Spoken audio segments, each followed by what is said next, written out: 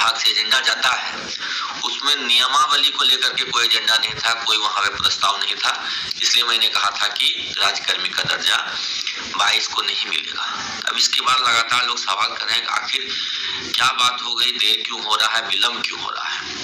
तो इसको लेकर के मैं आप लोगों को पहले भी एक फेसबुक पोस्ट के माध्यम से मैं लिख चुका हूं कि अभी तक यह तय नहीं हो पाया है कि जो नियोजित शिक्षक राज्यकर्मी बनेंगे उनका संवर्ग कौन सा हो। देखिए, विभागीय पदाधिकारी जो हैं वो इस बात पर अड़े हुए हैं, वरिष्ठ पदाधिकारी महोदय, कि जो संवर्ग है वो अलग रखा जाए, विशिष्ट नाम दिया जाए या कोई और नाम दिया जाए, लेकिन संवर्ग अलग रखा जाए। वहीं मैंने जो 3 अक्टूबर को प्रेस कॉन्फ्रेंस की थी, सॉरी 3 नवंबर को प्रेस कॉन्फ्रेंस की थी, और उसमें मैंने इस बात पर बहुत जोर दिया था कि अलग संवर्ग हम शिक्षकों को स्वीकार नहीं है, हमको एक ही संवर्ग चाहिए। जब आप परीक्षा ले ही रहे हैं तो हम परीक्षा से नहीं भाग रहे हैं, लेकिन संवर्ग हमारा एक ही होना चाहिए, विद्यालय अध्यापक संवर्ग। और एक संवर्ग नहीं होने की स्थिति में शिक्षक इसका विरोध करेंगे और इसको लेकर के कोई शिक्षक खुश नहीं रहेंगे। अलग अलग संवर्ग रखा गया, तो ये विशिष्ट शिक्षक हम लोगों को नहीं बनना है।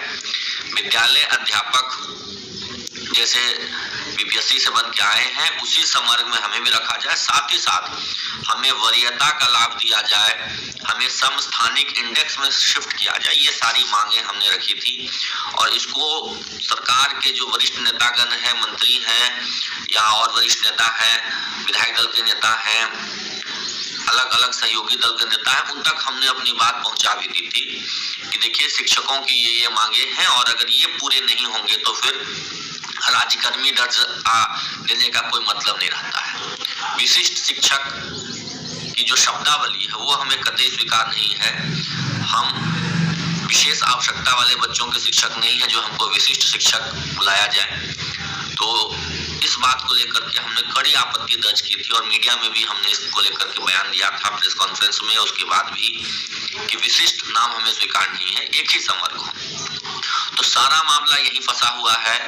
विभागीय पदाधिकारी विशिष्ट नाम को लेकर के, अलग कैडर को लेकर के अड़े हुए हैं कि नहीं, नियोजित शिक्षक राज्यकर्मी तो बने लेकिन उनका कैडर एक नहीं हो, वो उसी कैडर में रहे, अपना उनका अलग कैडर हो, नियोजित शिक्षकों का कैडर अलग हो और जो बीपीएससी से पास करके आ रहे हैं उनका कैडर अलग हो।